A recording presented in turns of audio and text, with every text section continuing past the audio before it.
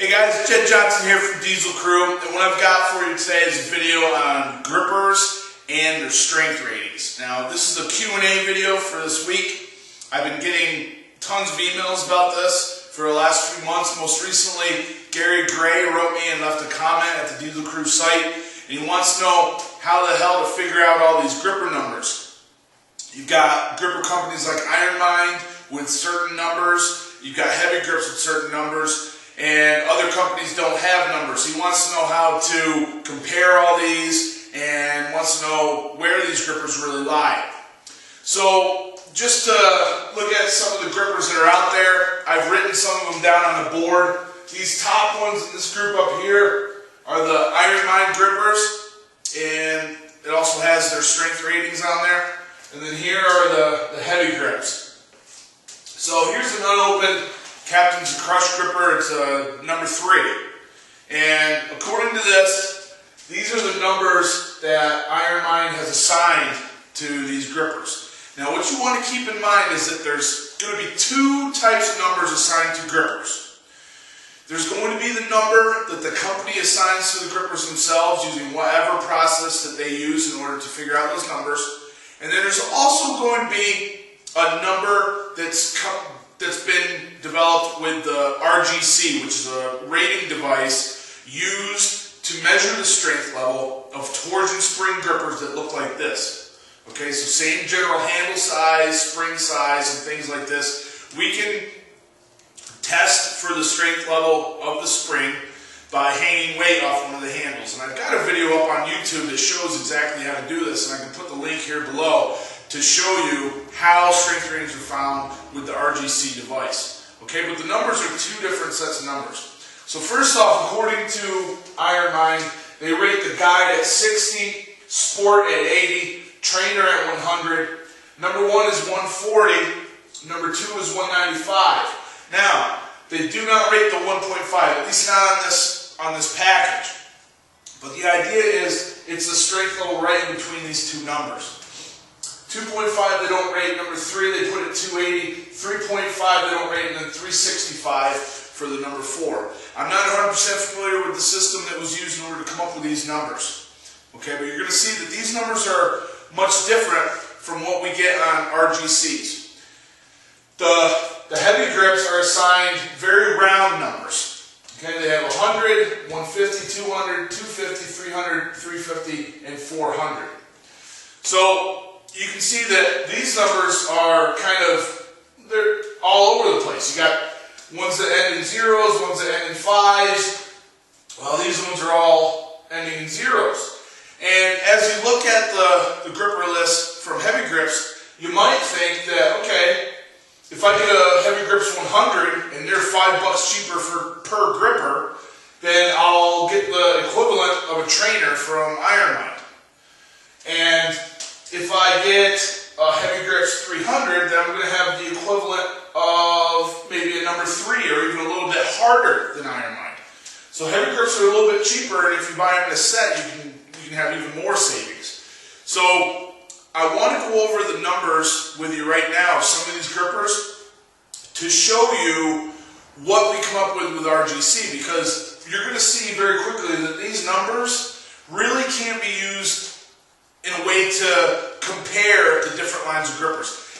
The best thing you can do with these numbers is isolate them to the companies that put the numbers together and use them to compare those grippers. So within the Heavy Grips area, the lower the number, generally the lower the strength. Higher number, the higher the strength. Okay, so that's pretty much all those numbers are good for.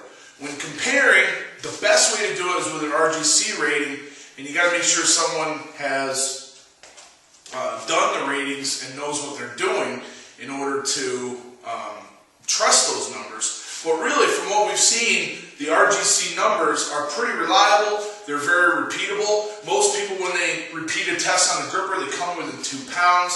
So as long as you've weighed your plates, you know exactly how much your plates weigh, you can get a pretty good estimate of how much weight it takes to touch the handles together. Okay, now the perceived difficulty of squeezing a gripper could be a little bit harder or a little bit easier depending on a lot of things, but rating system is the best thing that we've got for grip sport and just for grip enthusiasts for rating their grippers. And a lot of people have these now, and a lot of people understand how to do them properly. So let's take a look at some of the strength levels of these grippers as they've been done on the gripper calibrating device or rating device called the RGC. Alright guys, so we know the numbers that the gripper companies have assigned to their sets of grippers. Now let's take a look at the numbers that have been generated using the RGC device that gives us our strength rating. And remember, what this is doing is it's a device that holds the gripper like this. Weight is suspended off of the top handle, and then weight is added until the handles touch. I went through some of my grippers and I put the ratings up that are here. And I know that all of my grippers have been rated using the same device at Chris Rice's house. So you can see there that the guide, which Iron Mind lists as 60, on the RGC it comes out to 30. So the Sport, 80 to 42, Trainer, 100 to 60, number 1, 140 to, and I actually have two of these, one is 83, one is 88. I couldn't find my 1.5 right now. The number 2, 195 to 109, okay?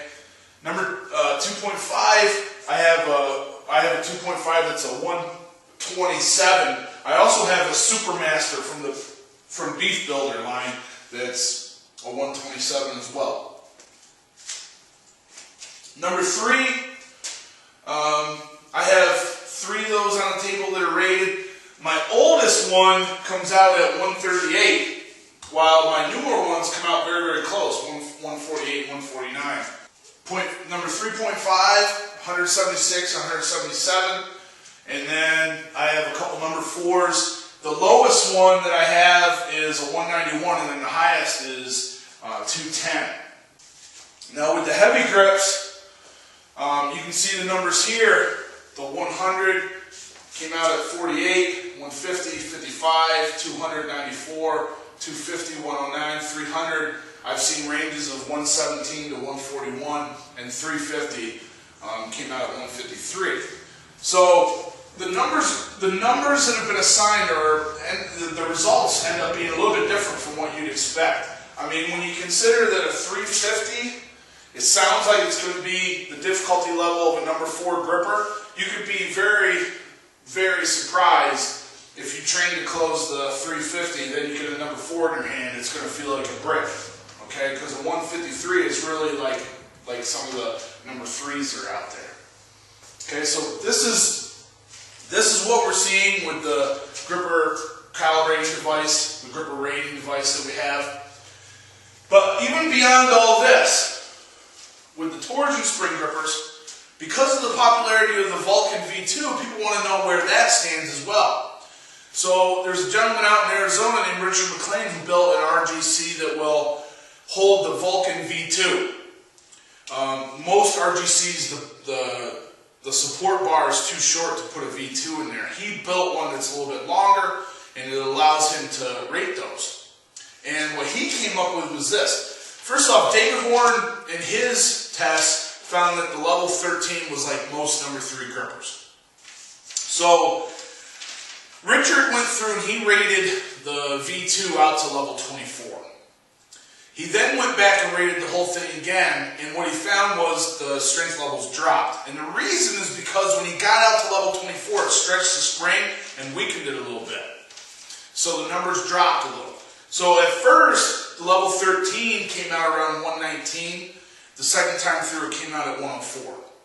And then I also wrote down the level 14. At first, it was 121, and then it dropped to 107. Okay, so the drop was pretty consistent. Now, if you own a V2, don't think that after you use it a couple times, the spring strength is going to change so dramatically. I mean, here it dropped like 15 pounds for those 2 levels. Remember, he went out to level 24 the first time. Most people are not closing the V2 at level 24. I don't know anybody that's ever closed a V2 at level 24. All right? So it's very rare to have it out there unless you're chest crushing the thing. You're not going to be able to close it out there anyway, so it's not going to do the damage to the spring and weaken it like Richard found in his testing. Alright, so those are some numbers. If you're looking for more numbers on the V2, go to the link below this video because I've got all the information compiled at my website, dieselcrew.com, and I really want to thank all the people that have put out their rating numbers over the years. It's very interesting to see how the numbers have changed in some cases and how they've stayed the same in others. Like I said, the iron mine grippers these days, you can pretty much rest assured that a number 3 is going to be, 148 to 154 in most cases. Also to Richard McLean, I only know of him in the United States that has done any ratings on the V2, and I appreciate him allowing me to copy and paste his findings onto my site. So check that out if you're looking for information. I want to thank as well Gary Gray for writing in that question. It's an outstanding question, and like I said, many people have written that into me. It's just this week that came from him, so I wanted to go ahead and tackle this because this has been such a big and common question. Alright, thanks a lot for your time. Make sure you subscribe to my video and check out the website, and all the best for your training, guys. Take care.